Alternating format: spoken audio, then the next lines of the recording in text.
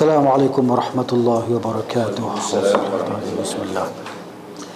إن الحمد لله نحمده ونستعينه ونستغفره ونعوذ بالله من شرور أنفسنا وسيئات أعمالنا. من يهده الله فلا مضل له ومن يضلل فلا هادي له.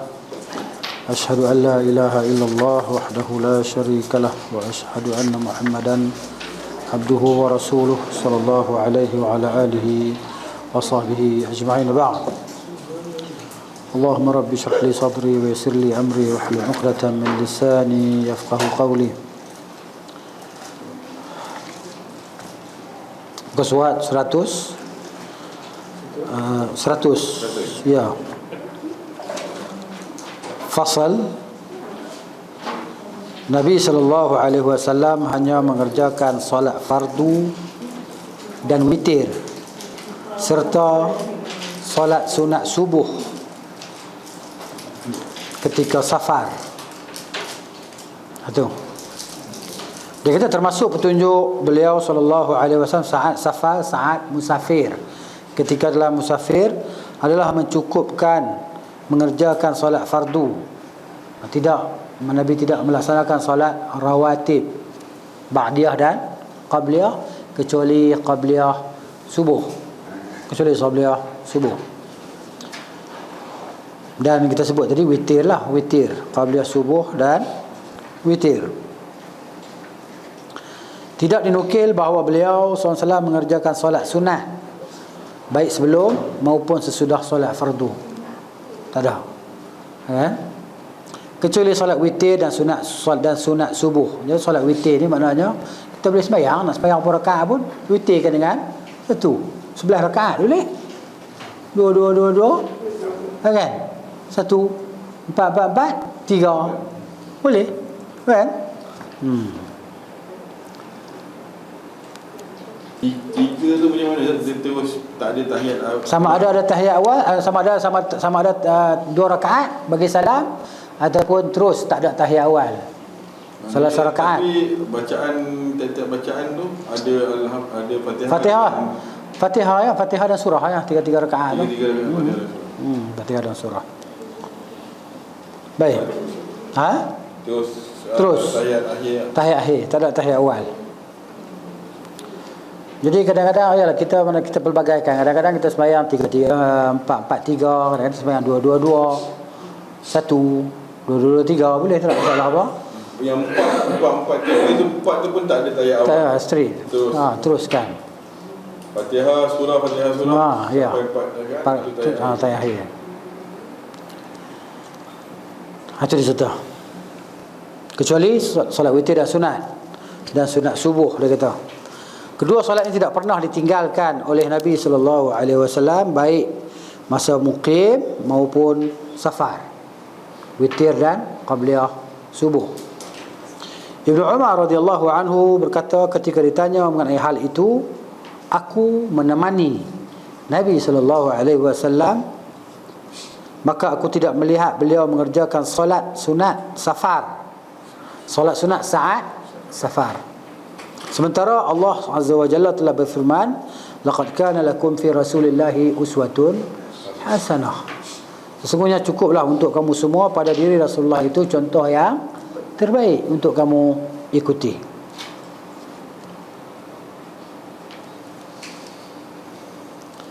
Maksud solat sunat sini adalah sunat rawatib. Solat rawatib. Kerana telah dinukil melalui jalur yang sahih, sanad yang sahih, bahawa Nabi SAW solat sunat di atas haiwan tunggangannya kemana sahaja haiwan itu menghadap. Dalam As-Sahihain dari Abdullah bin Umar, dia berkata, biasanya Rasulullah SAW solat saat safar di atas haiwan tunggangannya kemana haiwan itu menghadap. Beliau melakukan dengan isyarat pada solat malam, kecuali solat fardu, dan beliau juga solat witir di atas tunggangannya. Hadis muttafaqun alaih. Al-Imam Asy-Syafi'i rahimahullah berkata, dinukil secara akurat, secara kuat dari Nabi sallallahu alaihi wasallam bahawa beliau mengerjakan solat sunat di malam hari, sementara beliau meringkas solat fardu. Maksud dia yang 4 jadi dua. Musafir 4 rakaat jadi 2 rakaat. Dalam as-sahihain yang Sahih Al-Bukhari dan Sahih Muslim daripada Amir bin Rabi'ah bahawa dia melihat Nabi sallallahu alaihi wasallam solat di malam hari saat safar di atas belakang punggung. Ni bahasa Indonesia, bahasa kita ni belakang lah, haiwan tunggangannya. Ini adalah salatul lail, solat malam. Nabi berwitir, solat witir dia kan. Nabi baca, biasalah Nabi ni solat 1 rakaat baca surah Al-Baqarah, surah An-Nisa, surah Al-Imran, surah An-Nisa 1 rakaat. Mana tak bekak kaki dia kan. Jadi itulah setengah orang dia kata takkan kot Nabi ni nak sembahyang 11 rakaat. Dia kata tak munasabah langsung. Dia kira munasabah tak munasabah. Kita cerita, maknanya hadis Nabi kata macam tu, Aisyah kata macam tu. Aisyah kata ma kana Nabi sallallahu alaihi wasallam Ramadan wala fi ghairi Ramadan akthar min 11 rakaah atau maqal. Maknanya kata Aisyah, Nabi tidak pernah solat lebih daripada 11 rakaat pada Ramadan dan pada lainnya. Jadi orang tadi dia kata, tak munasabah langsung. Nabi sembahyang 11 rakaat sikit lah. Dia ingat macam kita duk sembahyang tu. Nabi baca satu rakaat, dia Nabi baca sampai Fatihah, Al-Baqarah 286 ayat lagi, tambah pula Al-Imran pula, masuk pula An-Nisa pula. Sahabat tadi kan laqad hamamtu bisu'i, kata sahabat ni aku kira nak berasa nak duduk tak tahan. Sahabat yang ikut Nabi sebab Huzaifah ke siapa tak ingatlah, duduk sebelah Nabi sallallahu alaihi wasallam, dia kata aku laqad hamamtu bisu'i, aku berasa nak buat benda tak elok, iaitu aku nak duduk talahan. Itu Nabi sallallahu alaihi wasallam. Jadi 11 rakaat sampai ke subuh tak ada masalah apa bagi dia. Bagi kita ke setengah jam kira Ramadan tu pukul 10 tu kira tamat dah. 10 kan. Tamat dah. Ni cerita dia. Al-Imam Ahmad bin Hanbal rahimahullah ditanya tentang solat sunat saat safar. Maka beliau berkata, aku harap tidak mengapa bila seseorang solat sunat saat safar. Maksud dia, jadi sunat di sini bukan sunat rawatib lah. Diriwayatkan dari Al-Hasan, ia berkata, biasanya para sahabat Rasulullah SAW safar dan mereka mengerjakan solat sunat sebelum solat fardu, baik sebelum maupun sesudahnya. Riwayat ini dinukil daripada Umar, Ali ibnu Mas'ud, Jabir, Anas ibnu Abbas dan Abu Dzar. Sanad dia ni dhaif. Bawah tu kan, di bawah tu dia kata hadis ni mursal. Sanad dia mursal, dhaif, kerana Al-Hasan tidak pernah bertemu dengan Rasulullah sallallahu alaihi wasallam. Jadi orang yang tidak mementingkan kesahihan riwayat, jadi dia pertelan ambil. Dia berkata apa salahnya? Ni riwayat berlama-lama. Kan? Jadi kita ni kalau dengan depa kita tak larang nak ulang cerita. Tak larang nak ulang cerita sampai sakit dada lah. Kan? Gitu. Letih. Main orang yang memang susah nak dapat hidayah ni kan. Kita jadi letih. Kita dah cerita hak tu dia dah pusing dulu. Cerita ni dah pusing tu. Kan dia tentulah cerita dah. Ni pengalaman juga. Kan bermunaqasyah dengan orang-orang yang macam ni. Ustaz, ada orang cakap yang kata hadis daif ni kita tak boleh suka-suka cakap daif. Kemungkinan dia kata ni benda ni daripada Rasulullah. Itulah maknanya agama depa bukan satu agama yang pasti. Takkan kot. Sakit hati macam takkan kot. Takkan kot ulama-ulama kita tolol macam dia, sampai tu dia guna bahasa tu kan. Tu handphone ni penuh tu. Terlakat nak menjawab. Kan? Jadi dia sendiri katakan ulama kita tolol kot dia kata. Sampai tak tahu takkan. TAKKAN. Tu. Itu dia bawa guna. Dia cakap kita yang cakap daif tu kata dia takut kita pula jadi berbohong atas nama Rasulullah. Saya kata dia mungkin benda tu sahih, kita cakap daif. Jadi macam tu. Okey. Tak apalah, may yahdillahu fala mudhillalah. Nak buat macam mana? Kita kerja kita sampai dekat dia. Dia tak boleh terima. Kita nak buat. Jangan pergi kat orang lain pula. Orang tak boleh terima nak buat macam mana?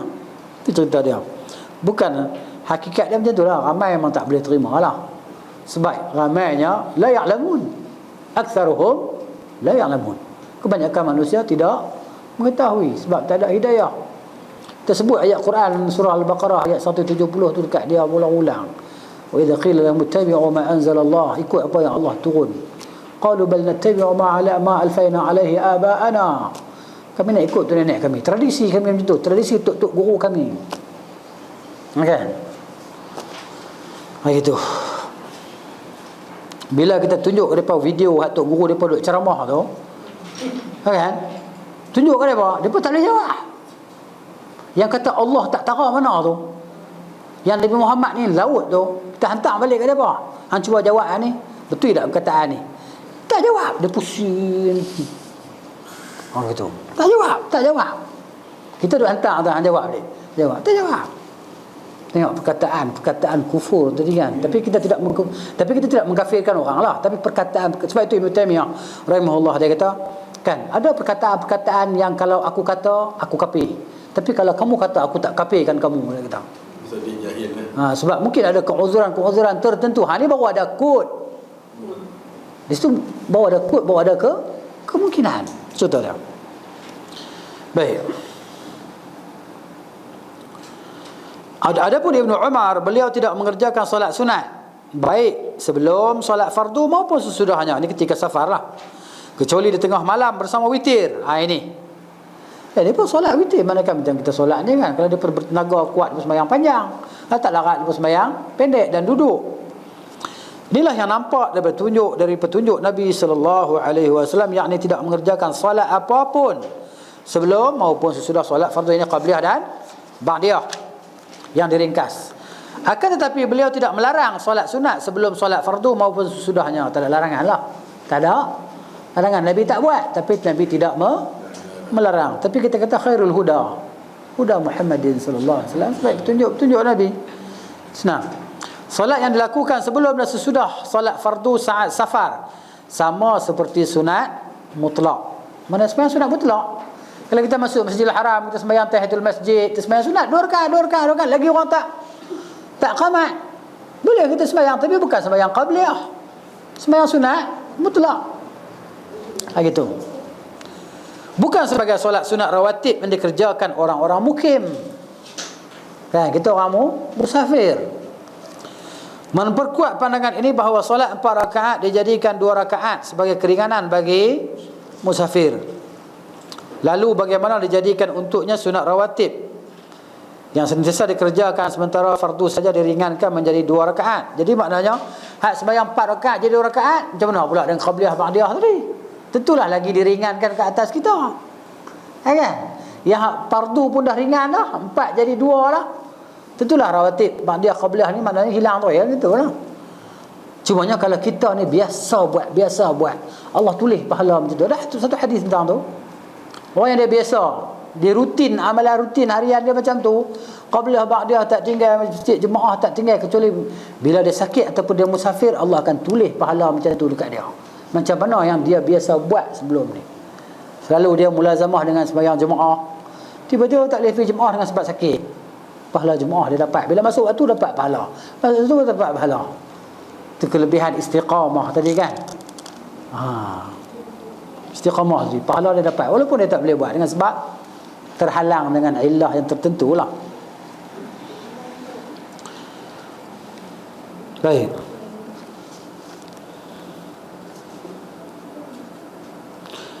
Kalau bukan maksud memberi keringanan bagi musafir, tentu mengerjakan solat secara utuh dan secara tamam 4 rakaat lebih utama baginya. Okay? Jadi memang Allah nak beri keringanan pada kita. Sebab tu orang yang dia musafir kan, dihilangkan daripada rawatib qabliyah dan ba'diyah tadi. Padahal sebelum ni duk buat, sebelum musafir dia duk buat selalu, masuk dia dah dapat dah. Ini MLM ni yang tak pernah rugi. Kan? Tak buat, dapat. Qabliyah masuk waktu dapat. Lepas ba'diyah, lepas zuhur tadi, lepas fardu tadi, ba'diyah dapat. Walaupun dia tak buat. Kenapa? Kerana sebelum ni dia duk mulazamah, duk buat selalu. Itu kelebihan kita kan, insya-Allah. Oleh kerana itu Abdullah bin Umar berkata, sekiranya aku mengerjakan solat sunat, nescaya aku akan mengerjakan solat fardu secara tamam 4 rakaat, secara utuh tamam 4 rakaat.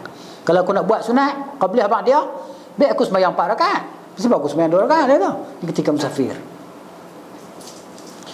Kemudian dinukil bahawa Nabi SAW mengerjakan solat pada hari pembebasan Mekah sebanyak 8 rakaat saat duha. Ulama khilaf tentang duha ni. Ada kata Nabi solat duha, ada Nabi kata Nabi solat fathu, solat pembuka, solat kemenangan, kesyukuran terhadap Allah Azza wa Jalla.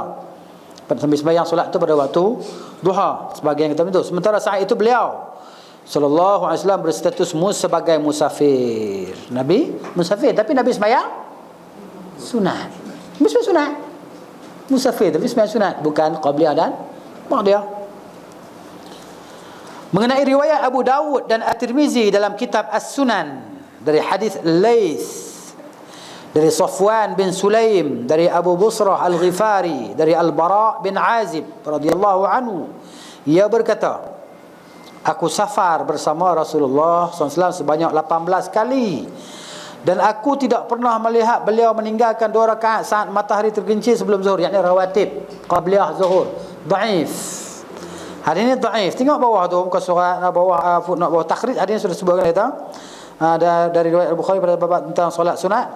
24 dah atas tu. Hadis riwayat Abu Daud. Dalam sanad terdapat Abu Busrah Al-Ghifari. Kan? Dinyatakan thiqah oleh Al-Ijli, disebutkan oleh Ibn Hibban dalam kitab Al-Thiqat, sedangkan perawi lain tergolong thiqah. Kan? Tu dan bagi menganggapnya hadis hasan, tapi hadis ini sanad dia dhaif. Sanad dia dhaif. Dalam kitab sebuah dalam kitab tu disebut dhaif. At-Tirmizi berkata, hadis ini gharib. Aku menanyakannya pada Muhammad, yakni kata Al-Imam Al-Bukhari, Al-Imam Tirmizi. Al-Imam Tirmizi tanya kepada Muhammad, yakni Muhammad bin Ismail Al-Bukhari, Al-Imam Al-Bukhari. Dia tanya kepada Tok Guru dia Al-Bukhari, maka beliau tidak mengenalnya kecuali dari hadis Al-Laits bin Sa'ad dan tidak pula nama Abu Basrah, tapi menurutnya hadis ini memiliki darjat hasan. Begitu. Sedangkan hadis Aisyah radhiyallahu anha bahawa Nabi sallallahu alaihi wasallam tidak meninggalkan 4 rakaat sebelum zuhur dan 2 rakaat sesudahnya dikutip oleh Al-Imam Al-Bukhari dalam sahihnya. Akan tetapi hadis ini tidak tegas menyatakan Nabi SAW melakukannya saat safar. Hadis ini tak cerita bahawa Nabi buat masa musafir. Marah. Cuma tidak pernah meninggalkannya, maksudnya benda ghalib. Ghalib ni benda kebiasaan. Tidak pernah meninggalkannya ketika dalam muqim. Gitu. Barangkali Aisyah mengabarkan kondisi umum beliau SAW, iaitu ketika muqim. Kaum lelaki lebih tahu keadaan beliau sallallahu alaihi wasallam saat safar daripada kaum wanita. Sementara Ibnu Umar mengabarkan bahawa Nabi SAW tidak melebihkan dari 2 rakaat. 2 rakaat yang ni mana? Solat fardu. Solat fardu. Nabi tak sembahyang lebih daripada 2 rakaat. Lepas tu, sebelum tu Nabi tak sembahyang. Dan Ibnu Umar tidak mengerjakan solat apapun, baik sebelum solat fardu maupun sesudahnya. Wallahu alam. Jelaslah pada kita. Kalau kita musafir, kita nak sembahyang witir dan qabliyah subuh. Kalau witir nak sembahyang panjang, sembahyanglah sampai 11 rakaat. Sembahyang. Kan di witir kat sebelah kan ganjil kan. Gitu. Solat di atas kenderaan. Dia apa ni tadi solat witir 3 rakaat yang straight tu dengan ayat air. Surah masa kalau witir kita sunnah baca surah Ala kan kafirun.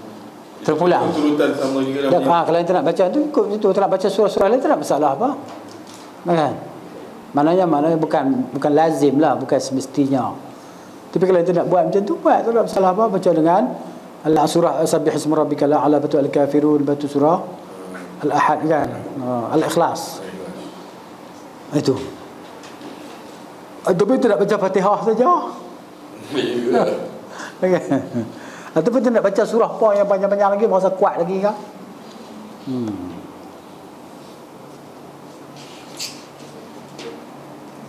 Sekarang ni saya tengok di masjid tu. Dulu bukan dekat bulan Ramadan ni, dia tu imam ni sembahyang baca Quran. Sekarang sembahyang fardu pun imam baca Quran dah. Baca tu Quran apa? Kat depan tu, Quran besar tu. Sunnah mana depa ambil kita pun tak tahu. Lepas tu pula yang paling sedihnya, dah tengok Quran, baca pun tak kena. Kan? Wakaf tak mana tak, ya Allah kan, gitu. Saya kata tempat saya lah. Tempat saya di mana ada tempat saya lah. Di sini ya. Solat di atas kenderaan. Di antara petunjuk beliau SAW adalah solat sunat di atas haiwan tunggangannya ke mana saja haiwan itu menghadap. Beliau SAW memberi isyarat dengan kepalanya pada saat rukuk dan sujud. Hanya saja sujudnya dijadikan lebih rendah daripada rukuk.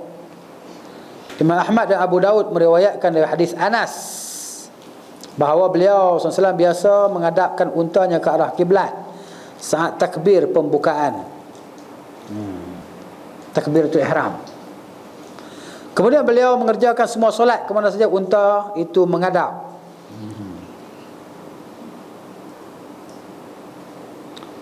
Namun riwayat ini perlu dianalisa lebih lanjut, kata Ibn Qayyim. Dia kata riwayat ni kena cek dulu, dia kata. Tapi di sini penulis kita dia yang mentahqiq ni kan, dia dah cek di bawah tu, footnote bawah tu. Dia kata apa? Hadis riwayat Ahmad, Al-Musnad Abu Dawud dalam Kitabus Salah bab tatawwu' ala ar-rahilah, at-tatawwu' ala ar-rahilah wal witir. Sanadnya hasan, dinyatakan hasan oleh Al-Muziri dan digolongkan sahih oleh sejumlah ulama. Kan? Di sini petahqiq kita Al-Arnaud dia kata maknanya hasan lah. Kerana semua perawi yang menggambarkan sifat solat beliau SAW di atas haiwan tunggangannya menyebutkan secara mutlak. Maknanya di sini Ibn Qayyim dia macam tak berapa tenanglah hati dia kepada kesahihan ni, kan? Kenapa? Kerana semua perawi yang meriwayatkan sifat solat Nabi itu secara mutlak. Dia pun tak sebut pun Nabi ni menghadapkan unta dia ke kiblat dulu, lepas tu takbiratul ihram, lepas tu ikut unta nak jalan ke mana, kan? Jadi perawi yang lainnya merawikan bahawa Nabi terus takbir macam tu saja, kan? Yakni beliau solat ke arah manapun haiwan itu menghadap tanpa ada pengecualian di takbiratul ihram atau yang lainnya. Di antara mereka ini perawi tersebut adalah Amir bin Rabi'ah, Abdullah bin Umar dan Jabir bin Abdullah. Ya, hadis ini menyangkali hadis Anas bin Malik. Kata mereka lah, kata Ibn Qayyim tadi. Kan? Sebab mereka ni sebut secara mutlak, tak sebut pun masa takbiratul ihram menghadap ke arah kiblat. Hadis-hadis mereka ini lebih sahih dibandingkan hadis Anas, kata Ibn Qayyim. Wallahu a'lam. Ini ada dua lah. Nabi SAW pernah solat di atas unta dan pernah pula di atas kaldai, jika riwayatnya sahih. Jika yang rajih dia apa tak? Yang mana tadi? Yang rajih tu menghadap ke arah kalau ikut sanad yang tahqiqkan oleh Arnaud, dia kata sanad hasan, maknanya boleh buat macam tu dan boleh tak buat macam tu. Dua-dua boleh. Sebab ni yang riwayat tadi kan ada dua riwayat. Yang itu maknanya yang ni kata menghadap kiblat, ni kata menghadap. Cumanya Ibn Qayyim dia tak tenang hati dia kepada riwayat Anas tadi. Sebab yang depa lain sebut secara mutlak, tak sebut masa takbiratul ihram Nabi menghadap ke arah kiblat. Tapi kalau dua-duanya sahih, maknanya hadis itu mengkhususkan hadis yang lain. Mana hadis yang satu tadi mengkhususkan hadis yang mutlak, yang umum tadi. Maka diamalkan yang khusus, iaitu menghadap ke arah kiblat. Dia panggil ziyadah lah. Ziyadah as-siqah, ziyadah maqbulah, ziyadah yang ditambah tadi kan. Ziyadah tambah pula. Ziyadah tu tambah lah. Ziyadah yang diterima, tambahan yang diterima. Macam hadis menggerakkan jari lah. Riwayat kebanyakan menyebutkan kan yushiru biha wa yad'u biha, mengisyaratkan dengannya dan berdoa dengannya kan. Satu riwayat kata wa yuharrikuha, menggerakkannya. Jadi ziyadah gerak tidak menafikan isyarat. Gerak tidak menafikan isyarat. Jadi tak ada pertentangan di antara tahrikul menggerakkan jari dan mengisyaratkan jari ke depan tadi kan. Jadi gerak tidak menafikan isyarat. Jadi beramal dengan dua-dua hadis. Itu ceritanya. Tapi kalau kita kena pilih salah satu je lah, ataupun kita boleh buat sekali begini, tutur ni. Macam mana tu? Gerak-gerak jadi ni, atau sekali kita buat gerak. Tak, mana gerak gitulah. Gerak ah. Gerak. Betul, gerak maknanya sebab kita beramal dengan dua hadis. Hadis pertama isyarat, hadis kedua gerak. Yang tambahan tu kan. Isyarat dan gerak, dua-dua ada dalam ni. Isyarat dan gerak. Kita gerak. Tapi tidaklah macam tu dia buat yang tu kan. Yang gini-gini tu Tu ulu sangat. Sikit ya. Sikit ya. Syadid kata, syadid lah, bukan. Gitu. Jentik orang. Ini bodoh juga. Macam mana cara orang gerak ni? Ya, gerak. Nama gerak kan. Gitu. Baik.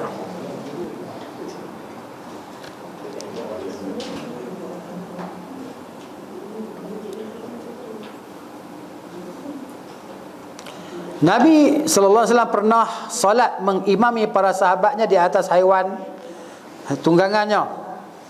Jika riwayatnya sahih, tapi riwayat dhaif lah.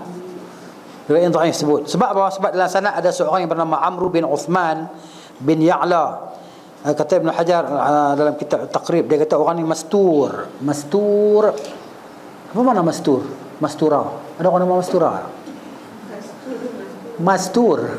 Mastur ni mastura tu kan. Apa makna mastura? Sitar ni langsir. Mastur ni yang terlindung, tertutup. Ada orang nama mastura.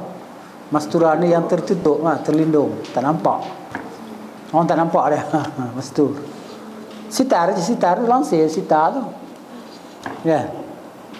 Jadi maknanya apa makna sattar? Ya sattar. Sattar nama Allah Taala. Sattar. Apa makna sattar?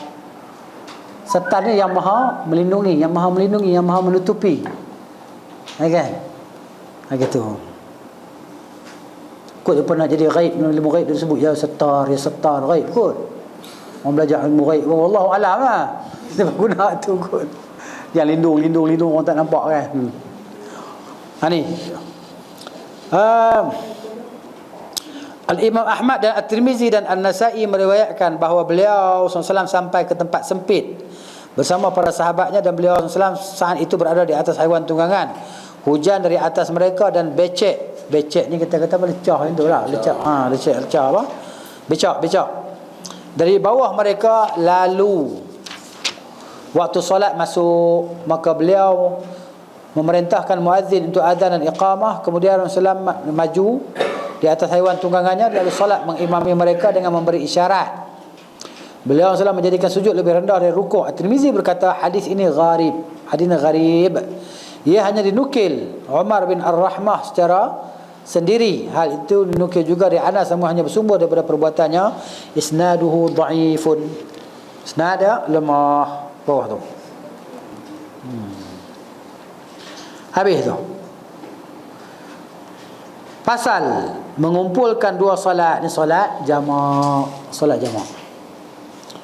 Termasuk petunjuk beliau SAW apabila berangkat sebelum matahari tergelincir, maka solat zuhur diakhirkan ke waktu asar. Maknanya belum masuk waktu zuhur, Nabi berangkat pukul 12.30, 12.45, pukul 1, kan? Maka berjalan, Nabi solat zuhur di waktu asar, jamak takhir.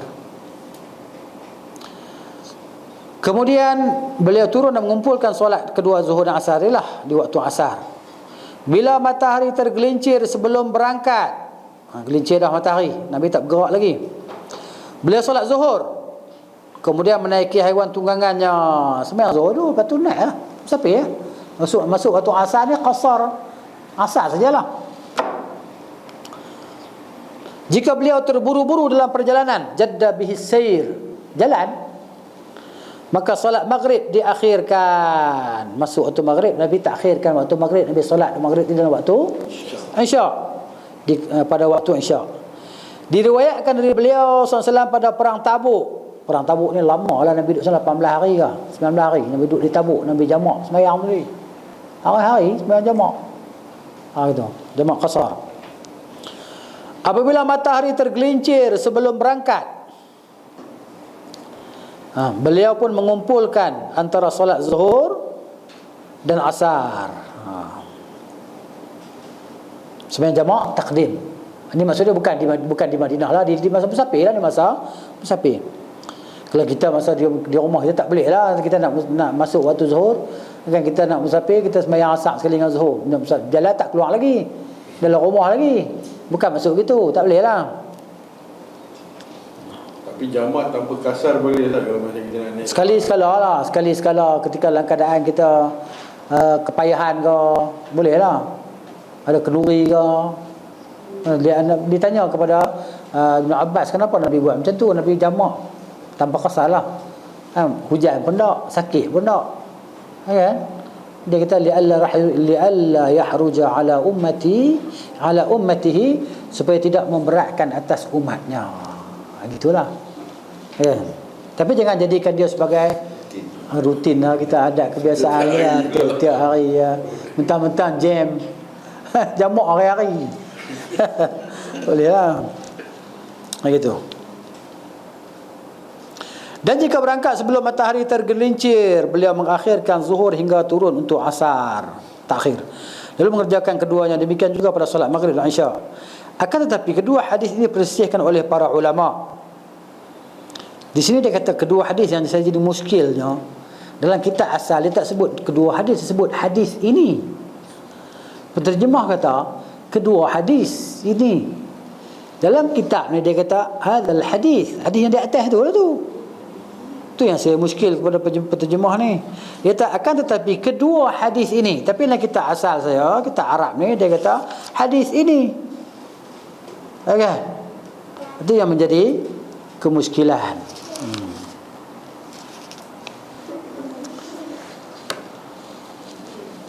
Dipersisihkan oleh para ulama. Sebahagian menganggapnya sahih dan sebahagian lagi menganggapnya hasan.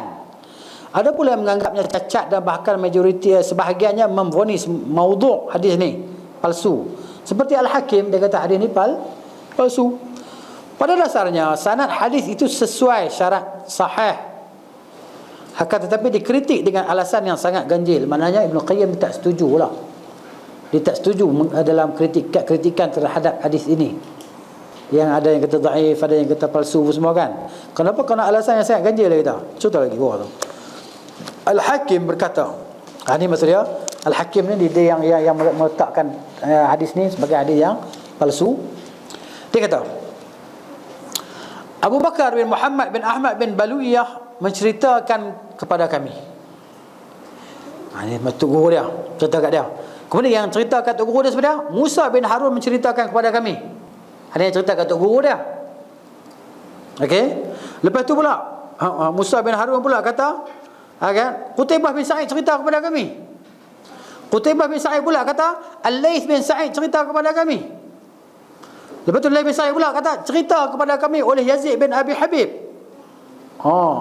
Lepas tu Yazid bin Abi Habib pula kata, dia kata apa? Dari Abu Tufail. Abu Tufail pula kata dari Muaz bin Jabal. Barulah bahawa Nabi sallallahu alaihi wasallam berada pada perang Tabuk. Jika berangkat sebelum matahari tergelincir, beliau mengakhirkan zuhur hingga mengumpulnya dengan solat asar. Maknanya jamak takhir. Lalu mengerjakan keduanya sekaligus. Tapi bila berangkat sesudah matahari tergelincir, maka beliau solat zuhur dan asar sekaligus kemudian berangkat. Mana di Tabuk tu kan. Bila masuk waktu lah bayang tu lah, baru berangkat.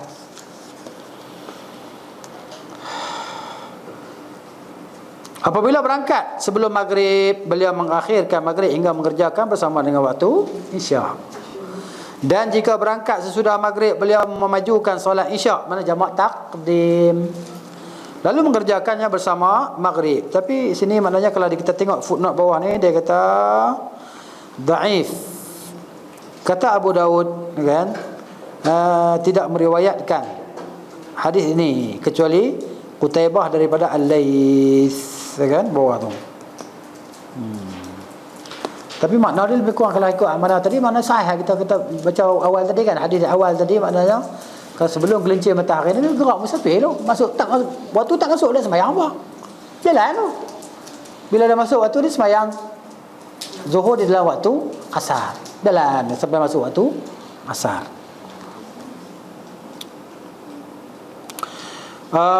Al-Hakim berkata para perawi hadis ini adalah imam-imam terpercaya, tapi statusnya syaz. Syaz ni apa tak ada syaz? Syaz ni hadis perawi itu lemah.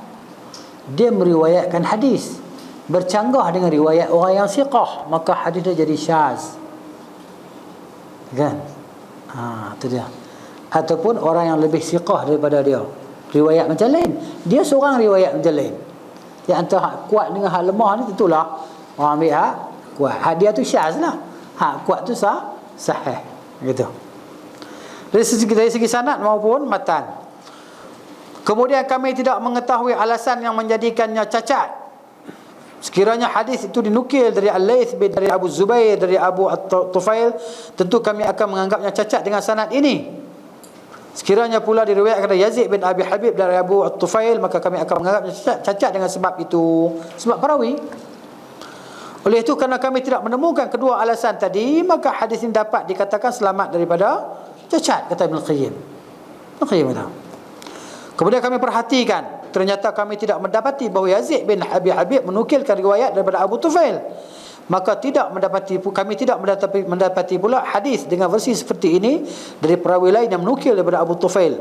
Begitu juga kami tidak mendapati lafaz tersebut di antara para perawi yang menukil daripada Mu'adz selain Abu Tufail. Akhirnya kami berkesimpulan hadis ini syaz. Ini mana? Ini Al-Hakim. Ini Al-Hakim. Para ulama menceritakan dari Abu Abbas Al-Thaqafi, ia berkata, Qutaibah bin Sa'id berkata kepada kami, hadis ini dipedomani oleh Ahmad bin Hanbal, diikutilah oleh Ali bin Al-Madini, Yahya bin Ma'in, Abu Bakar bin Abi Shaybah dan Abu Khaythamah. Qutaibah bahkan menyebutkan 7 imam hadis yang menulis riwayat itu darinya. Tapi para imam hadis mendengarkannya dari Qutaibah kerana hairan terhadap sanad dan matannya. Kemudian tidak sampai kepada kami bahawa salah seorang di antara mereka menyebutkan cacat bagi hadis itu. Jadi mana perbincangan tentang kesahihan ataupun kedhaifan hadis tadi. Kemudian Al-Hakim berkata, kami pun memperhatikan ternyata hadis ini maudhu'. Dihantar maudhu' tu. Maudhu', palsu. Qutaibah seorang perawi terpercaya dan amanah. Qutaibah bin Sa'id. Selanjutnya Al-Hakim menyebutkan dengan sanadnya hingga Al-Imam Al-Bukhari, bahawa beliau berkata, aku bertanya kepada Qutaibah bin Sa'id. Al-Bukhari Bukhari tanya kepada Qutaibah bin, tok umur dia Sa'id, bersama siapa pun engkau menulis hadis dari Laits bin Sa'ad, hadis Yazid bin Abi Habib dari Abi Tufail? Beliau menjawab, aku menulisnya bersama Khalid bin Al-Qasim Abu Al-Haytham Al-Madaini. Al-Imam Al-Bukhari berkata, Khalid Al-Madaini biasa memasukkan hadis-hadis kepada para syekh. Mudallis, memasukkan hadis. Tok guru dia tak kata, dia kata tok guru dia kata. Kan? Maknanya dia nak jaga sanad tok guru dia supaya sanad dia tu jangan rosak. Mudallis, tadlis. Aku yang Ibn Qayyim katakan, kesimpulan Al-Hakim bahawa hadis tersebut palsu tidak dapat diterima. Ini maknanya, ini komentar daripada Ibn Qayyim. Sebab Abu Dawud meriwayatkannya dari Yazid bin Khalid bin Abdullah bin Mauhib Ar-Ramali.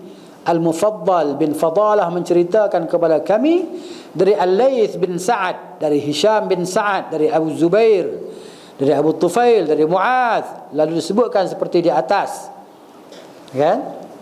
Kalau maksudnya 210 tu maknanya, kan? Sahih ni, sahih. Dalam riwayat ini Al-Mufaddal telah mendukung riwayat Qutaibah, meski pada dasarnya Qutaibah lebih pakar daripada Mufaddal. Namun hilanglah kesangsian bahawa hadis itu hanya dinukil Qutaibah. Sebab itu pada riwayat ini Qutaibah menegaskan tidak mendengar langsung. Lalu bagaimana bisa dikritik tentang penerimaannya? Padahal beliau berada pada posisi yang dianugerahkan Allah berupa amanah. Qutaibah bin Sa'id, seorang ulama hadis yang siqah lah, yang amanah. Kekuatan dia kuat, hafalan dia kuat, siqah, dan adalah. Dia ni orang yang adil. Ishaq bin Rahuyah berkata, Syababah menceritakan kepada kami, Al-Laits cerita kepada kami dari Uqail, dari Ibn Syihab, dari Anas, bahawa Rasulullah SAW bila sedang safar lalu matahari tergelincir, maka beliau pun solat zuhur dan asar lalu berangkat. Ini maknanya ketika musafir lah, ketika musafir. Sanad riwayat ini sangat bagus seperti anda lihat. Syababah yang dimaksud adalah Syababah bin Sawar. Bismillah.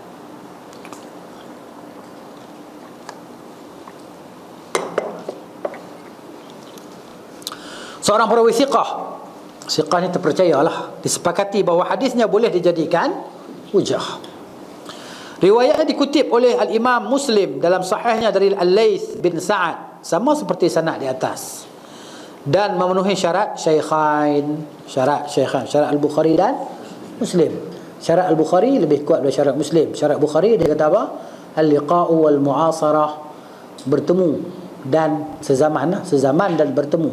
Kalau Muslim cukuplah dengan mu'asarah, hidup sezaman, boleh terima lah. Derajatnya minima adalah menguatkan hadis Muaz. Kuatkan hadis Muaz tadi. Paling kurang hadis. Kandungan pokoknya terdapat dalam as-sahihain, hanya saja tidak disebut padanya jamak takdim. Abu Daud berkata diriwayatkan oleh Hisham dari Urwah, dari Husain bin Abdullah, dari Quraib, dari Ibnu Abbas, dari Nabi SAW, sama seperti hadis mufaddal, yakni hadis Muaz tentang jamak dan takdim. Ada pun lafaznya dari Husain bin Abdullah bin Ubaidillah bin Abbas, dari Quraib, dari Ibn Abbas, bahawa beliau berkata, maukah kamu aku beritahukan tentang solat Nabi SAW saat safar? Biasanya apabila matahari tergelincir dan beliau di tempatnya, maka beliau mengumpulkan antara zuhur dan asar pada saat matahari tergelincir. Sebelum berangkat Nabi solat jamak takdim. Dan bila berangkat sebelum matahari tergelincir, ya, beliau mengakhirkan zuhur hingga mengumpulkan dengan solat asar, iaitu jamak takhir. Perawi berkata, aku kira beliau mengatakan tentang maghrib dan isyak. Sama seperti itu. Maghrib isyak pun macam zuhur dan asar juga. Asy-Syafi'i meriwayatkan dari hadis Ibnu Abi Yahya dari Husain, dari hadis Abu Ajlan dengan metod balagh, yakni penyampaian. Balagh, menyampaikan. Balaghana, kan, begitu. Dari Husain. Al-Baihaqi berkata, begitulah yang diriwayatkan oleh para imam senior, Hisham bin Urwah dan selainnya, dari Husain bin Abdullah. Abdul Razak meriwayatkan dari Ibnu Jurayj, dari Husain, dari Ikrimah, dari Quraib. Keduanya dari Ibnu Abbas radhiyallahu anhuma. Diriwayatkan juga Abu Qilabah daripada Ibnu Abbas. Ia berkata, aku tidak mengetahui melainkan hadis itu marfu', bukan mafru'. Ditulis apa di situ? Mafru'. Terbalik. R duduk dulu, F duduk kemudian. Marfu'. Bukan mafru', bukan mafru', marfu'. Marfu' ni maksudnya yang diangkat kepada, yang sampai kepada Nabi sallallahu alaihi wasallam. Marfu'. Dia tersilap. Ismail bin Ishaq berkata, Ismail bin Abi Idris menceritakan kepada kami, ia berkata, saudaraku menceritakan kepada aku dari Sulaiman bin Malik, dari Hisham bin Urwah, dari Quraib. Ni cerita pasal sanad kan. Ia berkata, biasanya Rasulullah apabila terburu-buru melakukan perjalanan, jadda bihi sair, jalan cepat, nak orang kata apa, kalut, nak cepat berangkat ni, nak cepat berangkat. Lalu berangkat sebelum matahari tergelincir, kan. Kalau tak sibuk apa, maknanya relax, kan, tak tengok masuk waktu, maknanya kita sembahyang jamak takdim dulu. Tapi kalau dah orang kata apa, ada masalah ke apa, kita nak cepat berangkat ni, maka takhir zuhur pergi ke asar. Beliau pun menaiki haiwan tunggangan dan berjalan. Kemudian beliau turun dan mengumpulkan antara zuhur dan asar di waktu asar. Dan beliau tidak berangkat hingga matahari tergelincir. Beliau mengumpulkan antara zuhur dan asar. Kemudian ulang tu.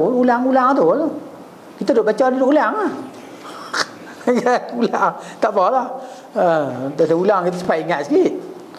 Ni ada ulang, apa kali ulang lah. Kemudian menaiki haiwan tunggangan. Apabila beliau hendak menaiki haiwan tunggangan sementara solat maghrib telah masuk, maka beliau pun mengumpulkan antara maghrib dan isyak. Tadi pun cerita ni juga, kan? Abu Abbas bin Surayj berkata, diriwayatkan oleh Yahya bin Abdul Hamid dari Abu Khalid Al-Ahmar, dari Al-Hajjaj, dari Al-Hakam, dari Miqsam, dari Ibnu Abbas radhiyallahu anhuma, beliau berkata, biasanya Rasulullah bila belum berangkat hingga matahari tergelincir, beliau solat zuhur dan asar sekaligus. Sama tadi. Namun bila matahari belum tergelincir, beliau akhirnya hingga mengumpulkan pada waktu asar. Maksudnya riwayat yang berbagai cerita benda yang sama. Syekhul Islam Ibn Taymiyah berkata, di antara hal yang mendukung bolehnya jamak takdim adalah perbuatan beliau SAW mengumpulkan antara zuhur dan asar di Arafah demi maslahah wukuf, agar waktu untuk berdoa bersambung dan tidak terputus kerana mengerjakan solat asar, padahal masih memungkinkan dikerjakan tanpa menyulitkan, maka mengumpulkan solat kerana kesulitan dan hajat tentu lebih diperkenankan. Al-Imam Syafi'i berkata merupakan perkara yang sangat sesuai bila pada hari Arafah solat asar dimajukan jamak takdim lah ke solat zuhur, agar doa dapat dikerjakan secara bersambung dan tidak terputus kerana mengerjakan solat asar. Sedangkan yang lebih sesuai di Muzdalifah adalah meneruskan perjalanan dan tidak diputuskan hingga singgah untuk solat maghrib, sebab perbuatan ini bisa menyulitkan bagi manusia. Jamak takhir, kan, maghrib dan isya. Wallahu a'lam. Pasal beliau selalu mengumpulkan solat bila terburu-buru melakukan perjalanan jamak. Bukan termasuk petunjuk Nabi SAW mengumpulkan solat, jamak solat saat berada di atas tunggangannya ketika safar. Maksudnya sembahyang jamak atas kuda, bukan petunjuk Nabi lah, kan? Sampai hidup jelas sembahyang jamak seperti dikerjakan kebanyakan manusia. Dan tidak pula mengumpulkan solat saat singgah di suatu tempat. Apa dia maksud dia? Bila sampai di satu tempat tu, tempatnya dia tak jamak lagi lah, dia sembahyang tamam. Tapi benda ni khilaf di kalangan ulama. Sedangkan Nabi di Tabuk tu jelas kan, Nabi jamak dan qasar 19 hari macam tu kan. Jadi sedisilah jadi khilaf ulama tadi berapa hari yang boleh kita jamak dan semua. Tapi maknanya kalau ikutnya tak ada dalil yang mengkhususkan. Kalau kita balik ke kampung mak kita ke apa, kan, setengah riwayat itu setengah mazhab 3 hari, kata 4 hari, kata 5 hari. Tapi yang rajahnya wallahu alam, lagi kita tak balik, tak selesai kerja kita, kan, kita boleh jamak dan qasar. Tapi di situ ulama meletakkan syarat mesti solat berjemaah lah. Solat berjemaah. Kalau kita sembahyang jemaah dengan orang mukim, kita kena tamam lah. Kita kena tamam. Lepas tu kita boleh jamakkan asar ke zuhur, ataupun kita sembahyang, kalau kita paling kurang kita dengan isteri kita kan, dia kira jemaah jugalah, kan? Ataupun dengan anak-anak kita kira jemaah jugalah. Lepaslah buat jemaah tu. Kalau tak ada, kita buat seorang je lagi. Mananya? Tak jamak. Kalau tak ada orang nak sembahyang dengan kita pergi sembahyang jemaah lah. Sembahyang jemaah, sembahyang tamam, jemaah dengan imam muqim. Lepas tu tak boleh jamak. Boleh jamak lepas bagi salam ni kita jamak kan. Hak asar tadi mari ke zuhur, bila masuk waktu azan ni kita dah, waktu asar kita dah sembahyang lah, kita dah solat, dah selesai dah solat kita. Gitu. Jadi mana khilaf lah. Ada sebagai ulama kata tak, hang dah turun dah berhenti di sini, habis dah jamak qasar, habis dah. Hang kena ikut orang sini sembahyang tamam. Bila hang nak keluar dari sini baru boleh. Dalam perjalanan tu saja. Benda ni benda khilaf antara rajih dan marjuh. Mana hati kita lebih tenang kepadanya lah. Gitu.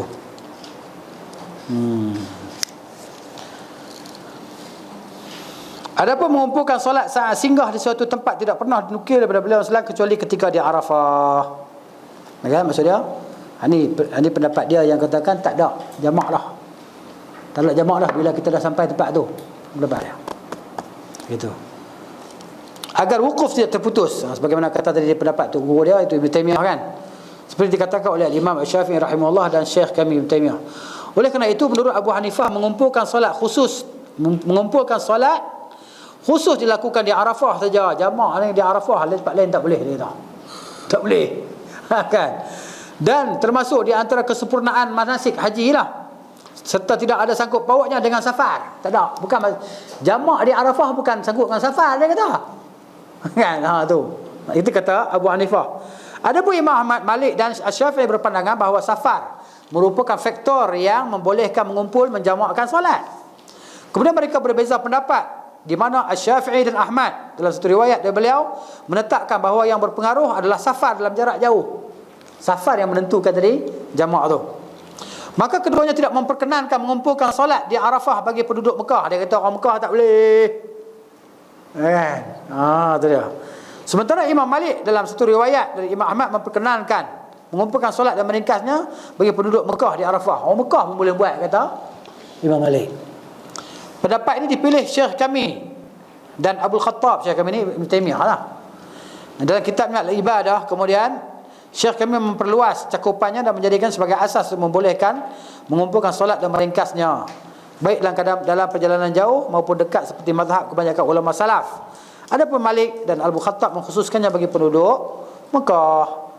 Kemudian bukan untuk manasik haji je lah. Ya, yang sahihnya macam tu. Bila musafir ya, sebab dia kata dia adalah musafir dan Nabi buat gitu. Begitu juga seperti perjalanan yang lain Nabi jamak dan qasar. Batasan jarak untuk ringkas untuk qasar solat. Jarak dia macam mana? Dari sini pergi KL ke, sini pergi Kelang ke? Dan boleh berbuka puasa. Kan musafir dia. Jadi ada orang kata daripada Kelang pergi KL musafir dia tak puasa. Tak, dia mana ada jarak, penentuan jarak ni kan dia mengikut uruf lah. Kan? Tapi kalau ikut macam itu Ustaz, macam pergi ke tadi apa ni? Arafah Mekah. Berapa kilometer ya? Dekat saja. Dekat ya. Dalam 20 lebih kan. Dia uruf dia panggil. 7 kilometer. 7 kilometer. Sebab uruf suasana satu-satu. Yang keduanya maknanya memang Nabi SAW tadi Nabi buat di situ dan ramai yang ikut Nabi tak cerita pun sebab la yajuz takhirul bayan an waqtil haja. Nabi tak kata orang Mekah hangpa tak boleh jamak. Tak cakap macam itu. Nabi tak kata pun.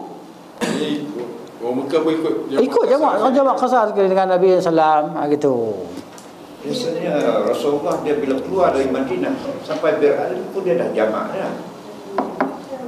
Jadi maknanya ikut uruf macam kita. Dulu nak pergi Negeri Sembilan daripada sini nak pergi Negeri Sembilan mungkin makan masa 2 hari ke sehari kot. Dari sini nak pergi ke Seremban kan, masa kita 20-30 tahun yang lalu kan, makan masa lah nak pergi ke Seremban. Sekarang ni 45 minit sampai Seremban lah, banyak gitulah. Jadi ikut uruf ni pada suasana masyarakat, keadaan masyarakat. Bila kita masyarakat tanya kita nak pergi mana, musafir mana? Shah Alam KL. Weh, Shah Alam KL mana ada orang kata musafir? Jadi gitu. Ni orang bila orang kita kata tu orang terkejut kan. Dah tersentak dia kata, maknanya gitu. So uruf masyarakat sekarang ni. Dia tak panggil musafir. Dia kembali kepada penentuan jarak, kembali kepada uruf. Gitu. Yang kata lebih 27 Tak ada dalil. 73, 83 semua tak ada dalil lah. kan? Tak ada dalil yang menetapkan jarak tertentu. Yang ikut yang ni lah, yang sampai 6 km pun dah boleh. Mana uruf suasana tadi kan? Gitu. Dari sini pergi Kajang 73. Lebih. Boleh lah. Gitu. Itu kalau ikut orang yang mengatakan jarak kan? Adapun riwayat yang dinukil beliau merupakan pembatasan 1 hari, 2 hari, 3 hari, maka semuanya tidak sahih sekali. Wallahu alam, tak sahih gitu. Jadi maknanya gitu. Saya pun ada tengok dalam tadi ini Islam QA cerita tentang jamak qasar tadi kan. Ini dia mari poin-poin je lah. Dia kata bagaimana boleh tak kalau kita ni musafir 1 hari saja, kita pergi berganserai 1 hari saja, kita boleh tak jamak dan qasar selama 1 hari tadi? Dia tanya soalan. Dia kata jawapan dia kata khilaf. Kesimpulan dia yang rajah ni maknanya boleh ya. Itu ialah lagi kita tak sampai rumah kita di sini. Lagi kerja kita tak selesai, kita kena buat kerja, kita agak-agak kerja kita mungkin berapa hari selesai kan, tiba-tiba 5-6 hari tak selesai lagi, okay? Kita sampai 9 hari baru selesai. Macam Nabi lah, 19 hari tunggu di, 18 hari tunggu di Tabuk kan, jamak dan qasar. Tapi kalau sebahagiannya kata kalau kita dah niat 3 hari, maka tak boleh jamak qasar dah. Kan hari tak boleh lah. Maksudnya kita dah niat hari tu tak boleh jamak qasar lah. Kita dah jadi mukim lah dia kita. Mukim 3 hari. Tapi kalau kita tak tahu nak duduk berapa hari, tu tak apa. Kan? Jadi ala kulli hal masing-masing lah. Tak ada gaduh lah. Gitu. Saya baca awal ni. Ya. Yang semain Jumaat. Kita pergi Musafir. Kita semain Jumaat. Ya. Jadi saya baca semain Jumaat tu faham. Kan? Jadi kita tak boleh niat kasar. Jadi orang yang kasar tak boleh berimamkan dengan orang yang solat tamam. Itu demi akal. Dia maknanya kita himpunkan waktu tu ke dalam waktu ni, bukan himpun solat. Bukan kita himpun solat. Tak. Ini bukan pasal jamak. Bukan pasal himpun kan. Itu pasal tamam dan pasal dia di situ. Pasal solat Jumaat tu tamam. 2 rakaat tamam. Jadi kita tak boleh semain kasar di belakang imam yang solat tamam. Walaupun bilangan rakaatnya sama. Kita nak sembahyang qasar apa? Kita sembahyang Jumaat juga. Kalau kata kita nak sembahyang Zuhur qasar. Mana boleh? Kita kena sembahyang Jumaat. Kita kena sembahyang Jumaat, bukan sembahyang Zuhur. Sebab kita sembahyang di belakang imam Jumaat, jadi kita kena sembahyang Jumaat, bukan kita niat Zuhur. Niat kita ada sembahyang Jumaat 2 rakaat. Lepas tu bila imam bagi salam pula, kita bangunlah sembahyang asar pula, jamak takdim asar. Bukan pasal itu kan dia kaitkan dengan jamak pula. Maknanya pasal kita tamam dah kan. Kita solat tamam. Jadi kita tak jamakkan asar. Saya ada setengah pandangan. Memang ada setengah pandangan. Dengan asar letak ni kan. Ya, ada setengah pandangan betul. Di antara pandangan Syekhul Islam Ibn Taimiyah, mana tak boleh jamakkan asar dengan Jumaat, tak boleh. Tapi pendapat yang rajah lagi insya-Allah boleh. Bagi yang rajah insya-Allah boleh jamakkan waktu asar ke waktu Zuhur Jumaat tadi, Zuhur tadi. Kait dengan itu tak. Jadi macam saya kata tadi kan, semain Jumaat kita apa kena niat Jumaat ni kan. Ya, betul. Okey, kalau kita macam kita masuk masjid, okay, kita tengok orang ni kan, kita lepuk dia, kita ni kan, kita nak jemaah dengan dia kan. Ya. Kita tak tahu dia solat sunat ke, solat apa ke. Yang tu tak apa. Tapi kita sembahyang apa? Kita sembahyang fardu. Kita musafir. Berat biasa je. Kata kita masuk masjid. Tak ada apa. Kita tak nak apa. Tak ada apa. Maknanya orang tu sembahyang. Tak kisah. Kita sembahyang dia sembahyang sunat, kita sembahyang Zuhur. Tak apa. Tak ada masalah. Kan? Sebab tu ada nas yang lain pula lah yang menjelaskan tentang tu, ada hadis lain pula. Kan ada sahabat tadi kan, dia masuk lewat Nabi kita, siapa nak sedekah kat dia? Kan? Sahabat tolong sedekah, dia sembahyang kawan jadi imam, dia masuk, dia ikut jadi makmum. Mana yang dah sembahyang jadi makmum. Dia jadi makmum. Bagi dia sembahyang sunat. Kan? Dan bagi kita sembahyang fardu lah. Tu yang kita sedekah. Tu dia sedekah kat kita. Dia sedekah kat kita. Nabi kita siapa nak sedekah pada dia? Nak bagi dia tu dapat pahala jemaah juga. Maka seorang sahabat bangun sembahyang sunat, jadi dia sembahyang fardu. Tapi macam pendapat Ibn Umar, kalau dia masuk masjid, orang dah habis solat jemaah, dia sembahyang sendiri lah. Sembahyang sendiri. Hatta itu mazhab Syafi'i sendiri pun. Imam Syafi'i pun dia kata macam tu juga. Kalau orang masjid tu masjid yang ada imam rawatib. Kalau masjid tak ada imam rawatib ni tak kisahlah. Sembahyang seorang imam, sana imam sini imam. Tapi kalau kita tengok tu baik kita sembahyang sekali dengan depa. Sebab kita tahu dah orang dalam di RNA ni semua musafir. Kecuali tak tahu hak kerja sapu-sapu tu tak musafir lah. Kan? Tapi tak musafir ke? Dia pun tak musafir ke kan? Sebab tu kita takut dia ni jamak ke? Kita tak yakin kan? Bila kita tak yakin, maknanya kita sembahyang ikut dia. Kalau kita nak ikut berimam, sembahyang ikut dia. niat ikut imam tadi kan. Dia je mukim tamam, kita pun tamam lah. Itu je lah. Tapi kalau ada kita semua pakai ada dah satu jemaah, pakai sembahyang jemaah jadi pakai ikut lah. Itu je lah. Benda kita duk buat selalu kan. Kita duk buat selalu sebab kita rajin musafir, kita duk buat selalu lah. Benda tu tak ni lah. Orang yang tak biasa buat dia rasa macam pelik. Dia kata kan, baik aku sembahyang tamam aku tak puas. Dia tak puas sembahyang jemaah qasar. Dia tak puas je. Dia sanggup tak sembahyang qadha sat lagi. Yalah sebab nak pergi Al-Ustaz tu daripada sini kan tak tahu. Malam lepas lah asar tu. Asar maghrib kira lebuh lah. Itu yang dikatakan bila Rasulullah sabda Rasulullah.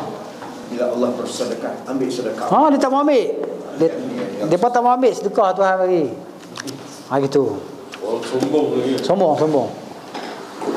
Wallahu a'lam. Subhanakallahumma wa bihamdika asyhadu an la ilaha illa anta astaghfiruka wa atubu ilaik.